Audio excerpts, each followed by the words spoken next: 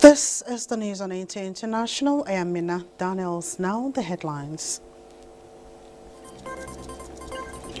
More youth groups across the country dissociate themselves from planned protests as religious and opinion leaders appeal to youths to shun protest and embrace dialogue. Venezuelans elect new president as incumbent President Nicolas Maduro seeks third-term re-election. Iran's Supreme Leader Ayatollah Khamenei grants presidential powers to Masoud Pezeshkian as the nation's ninth president following a snap election earlier in the month.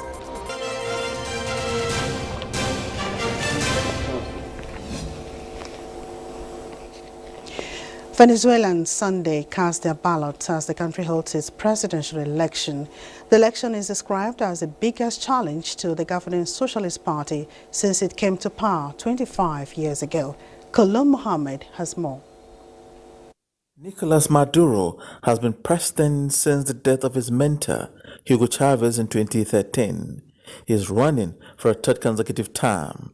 His main challenger is Edmundo Gonzalez, a former diplomat who has the backing of a coalition of opposition parties. Polls suggest that Mr. Gonzalez has a wide lead over the incumbent, but Maduro's 2018 re-election was widely dismissed as neither fair nor free. There are fears that the result of this election could be tampered with should not go Mr. Maduro's way.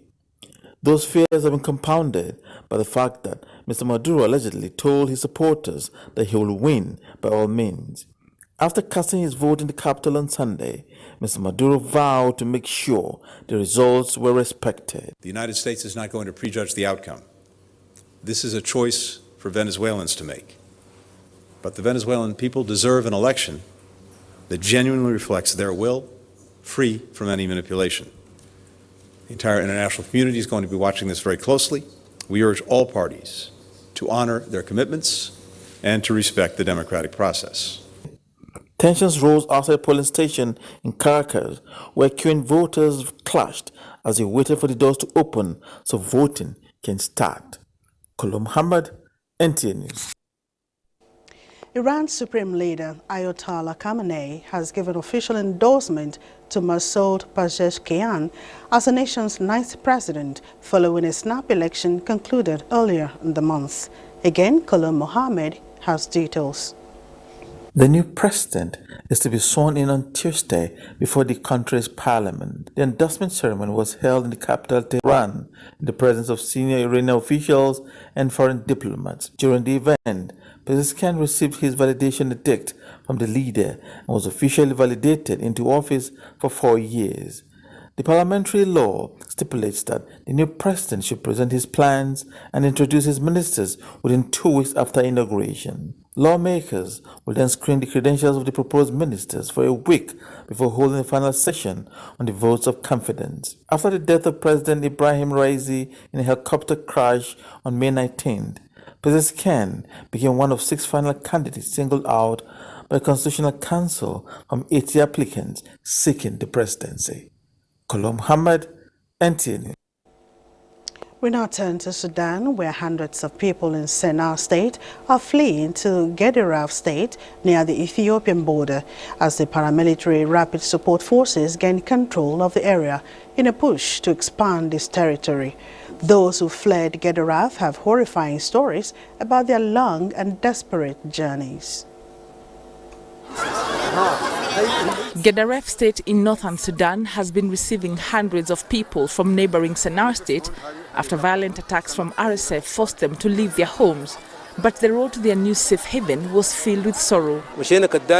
We walked on foot for about 40 or 50 kilometers from the Dinder Bridge to an area called Al-Ashan.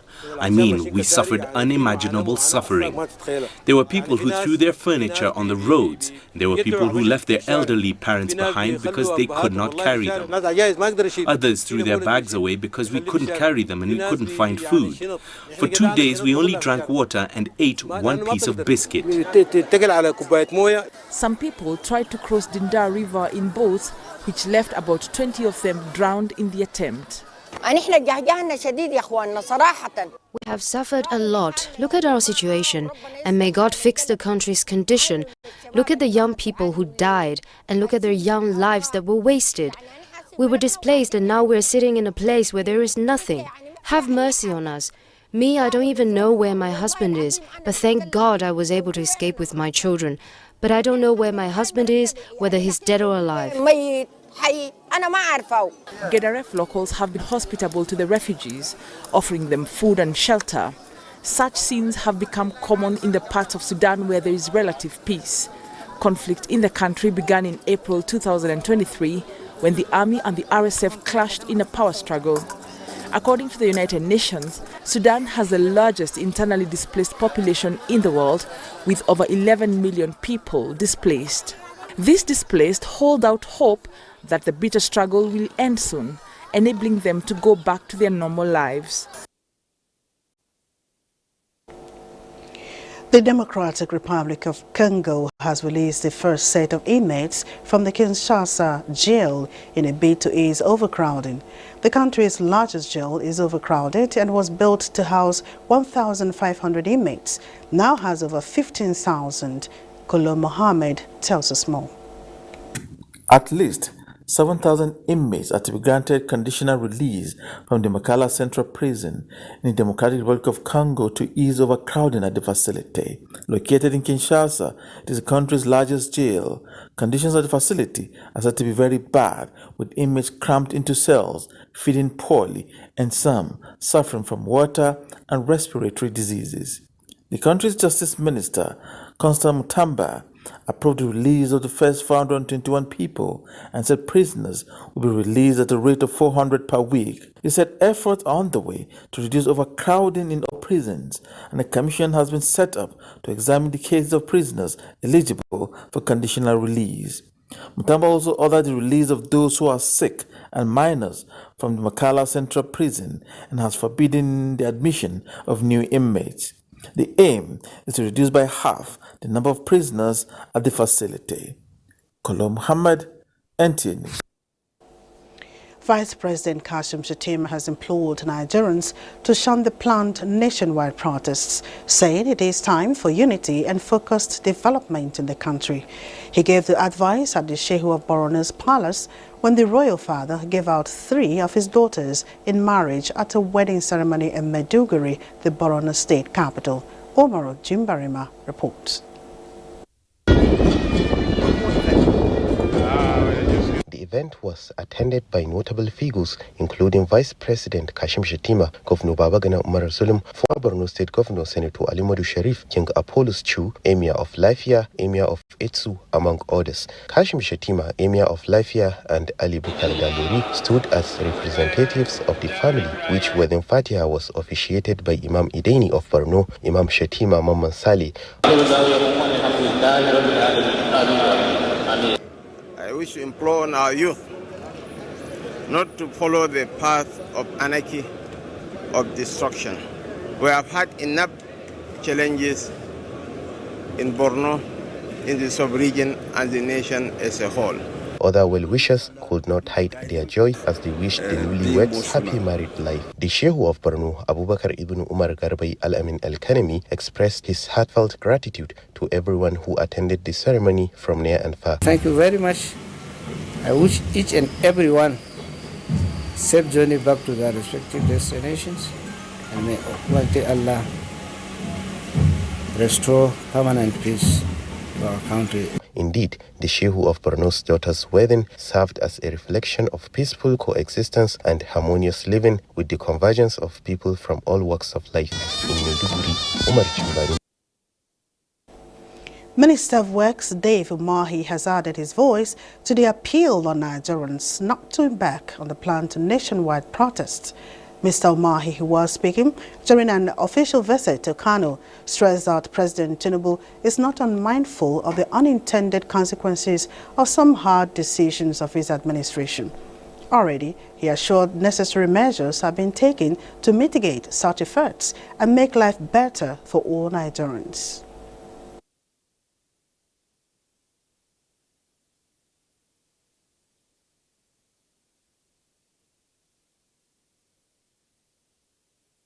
I assure you that Mr. President is doing everything to reset the economy, and there are a lot of positive indices already in place. He has, put in place a lot of palliatives, fertilizer, rice, CNG vehicles, and so on and so forth, and of course students' loans. So there will be no need for anybody in this ancient city of Kano to join any protest. Protest will not do anything for us. All the issues have been addressed. Yes, we agree that because of the decision of Mr. President, divinely called to reset the country and reset the economy. Yes, there are some hardships being experienced as a result of hard decisions, but those decisions needed to be taken so that our country, we can have it. Without his divine intervention by bringing, Senator Bola Ahmed Tinubu, it would have been very difficult to still exist as a country. We almost had a third country. So let us understand that this is our country. We don't have any other country, and we have to show patriotism, support Mr. President, and in a very short time, all the full indices and benefits of all this hard decision will begin to manifest more than what we are experiencing now. The Minister of State for Police Affairs, Imam Sulaiman Ibrahim, is appealing to Nigerian youths to be patient with the government's reforms program and adopt peaceful engagement, dialogue and collaboration rather than a confrontation that will lead to destruction and chaos. In a statement, the minister acknowledged the frustration that drives the desire to protest, but cautioned on the narratives accompanying the planned protest from its faceless nature, which may lead to chaos. The minister also said President Bola Ahmed Tinubu and his team are working hard to build a strong and prosperous future for all, and his commitment is absolute, while his policies are deliberate and well thought out. His love for the country cannot be questioned. Soon it will manifest in different areas of our lives. He adds that the Ministry of Police Affairs has made its programs people-centric and primarily revolving around dynamic youths and other members of local communities. In multiple ongoing town halls to fill the pause and have taken stock, and is now being developed into a transformative roadmap for reforming the Nigerian police force. The minister also expressed the significant progress in expanding the human and technical capability of the NPF, such as a commitment to recruiting over 40,000 young Nigerians into the force over the next years, and the planned recruitment for 2024 is already at an advanced stage. President Bola Tinubu has taken many critical and courageous steps to address current economic realities in the country and therefore needs the support of Nigerians. Former Special Assistant to the President on Niger Delta Affairs, Senator Ita Enang, said this while reacting to the planned nationwide protest by some Nigerians. Clement Parikui has details. From the onset of the call and mobilization for a nationwide protest, where many Nigerians have continued to lend their voices on the need or otherwise of the protest, while the right to a peaceful demonstration cannot be taken away from any Nigerian who wishes to do so, former presidential aide Ita Enang believes President Tinubu's led federal government has the capacity and is already addressing some of the reasons for the planned protest. Nigerians should be confident that His Excellency Mr. President, the governors of the respective states, the police, the state services, the security and intelligence institutions are not going to descend on them in a manner that is undemocratic, that is unconstitutional, and so on. But each of this has to be done within the rules. There are rules of engagement in mass protest. He says importation of food items has been advocated in some quarters is not a solution to the food crisis in the country.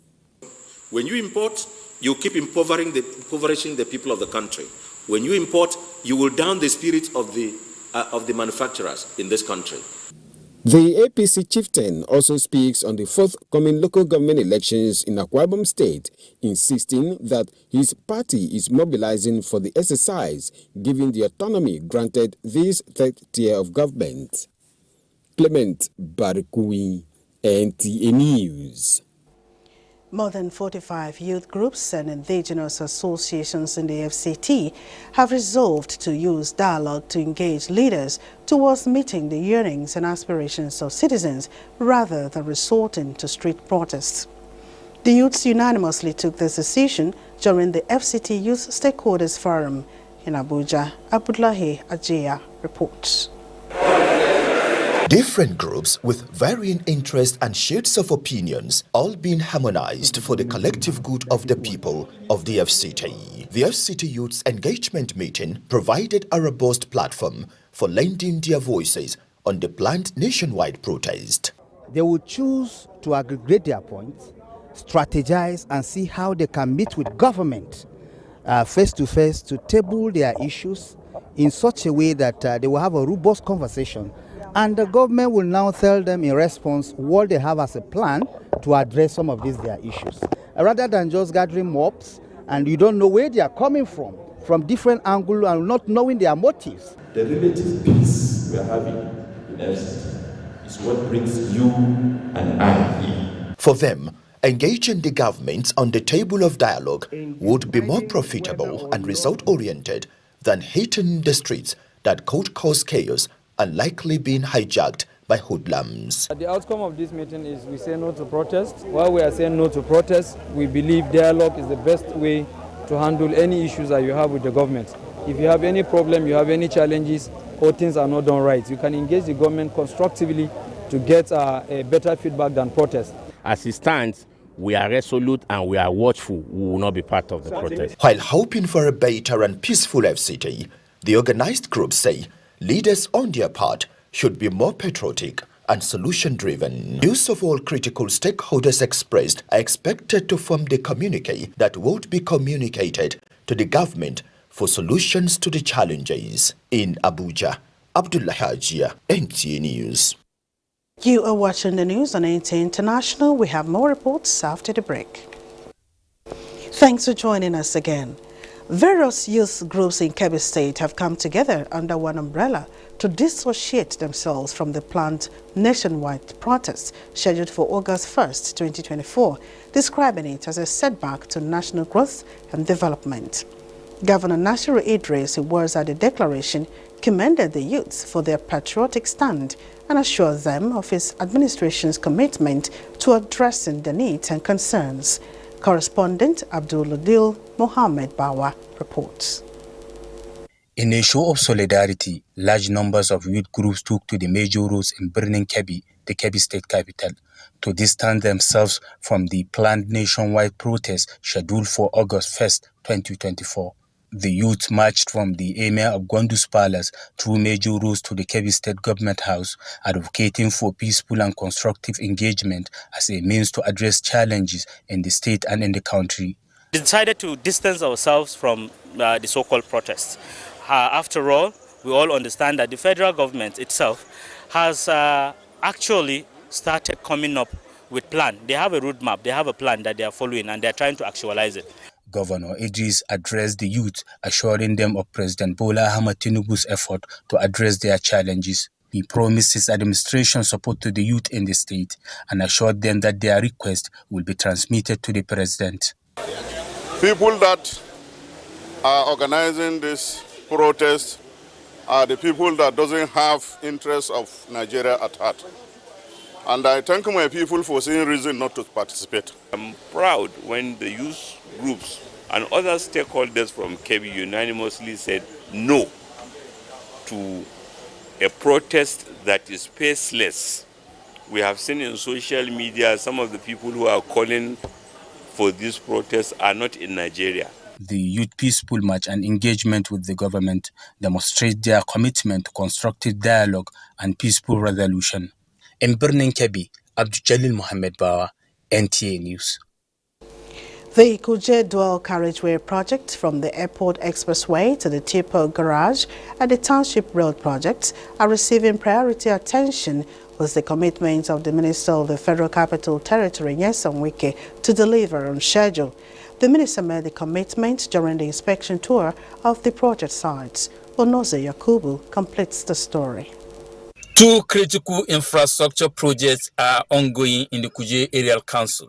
First is the Kuje Dual Carriageway from the Airport Expressway to the Tipa Garage and the Township Road terminating at the LEA Secretariat. Acting Director of Engineering Services of FCDA, Richard Yunan Adauda, gave an overview of the 11-kilometer dual carriageway. The total length within FCT is 76 kilometers, out of which 11.1 kilometers is currently being developed. The road within FCT is developed as a full expressway, 10-lane expressway.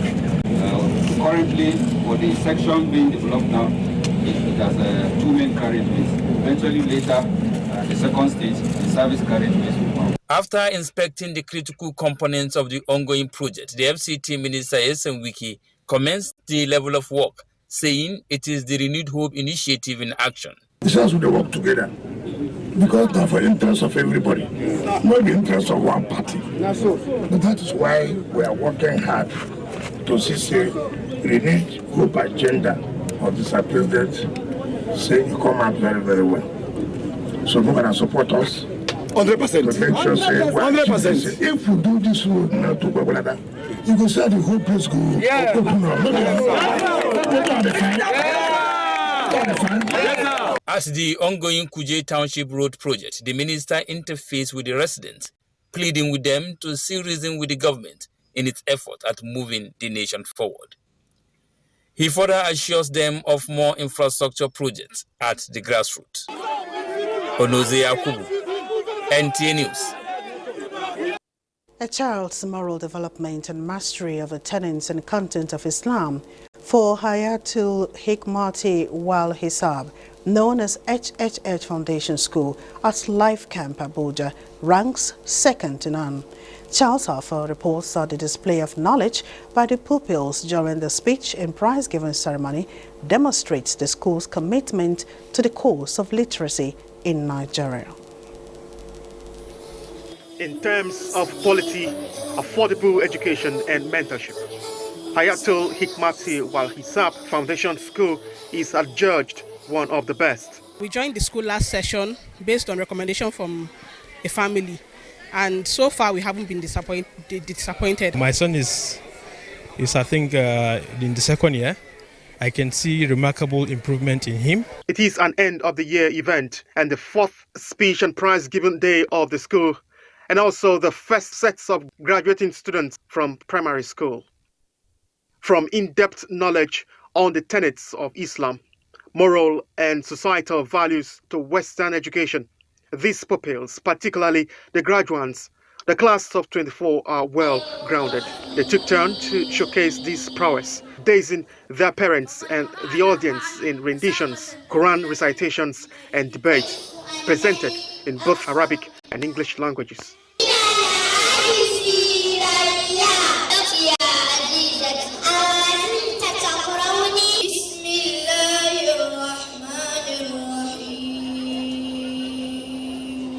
Since from basic 3 until basic 5, my teachers have been a role model to me. It has helped me in my education.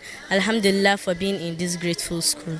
For the school's authority, HHH Foundation School, as it is widely known, is about building confidence of the pupils through instilling hard work and discipline in pupils who they believe will in turn give back more to the society. This school is actually grounding the children in their spiritual growth, in their normal educational growth. So, and also what I like is the fact that they're also emphasizing the sciences. It's an integrated curriculum that we run here. We try to kind of catch them young, to learn the Quran, to learn Arabic, to learn the basic etiquette. As the school launches the year 2024 book and prepares to begin secondary school education by September this year, parents were reminded that children's development requires input from not only teachers, but from them as well. Charles Alpha, NTA News. And now a quick look at Monday's weather prospect for Nigeria and other parts of the globe.